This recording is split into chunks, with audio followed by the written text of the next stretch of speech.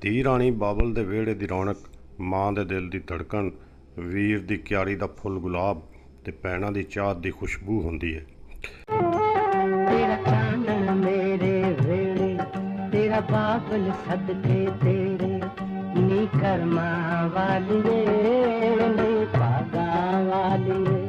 ਫਿਰ ਉਹ ਦਿਨ ਆ ਜਾਂਦਾ ਹੈ ਜਦੋਂ ਧੀ ਨੂੰ ਉਸ ਘਰ ਤੋਂ ਜਾਣਾ ਪੈਂਦਾ ਹੈ ਜਿੱਥੇ ਉਹਦਾ ਬਚਪਨਾ ਗੁਜ਼ਰਿਆ ਹੁੰਦਾ ਹੈ।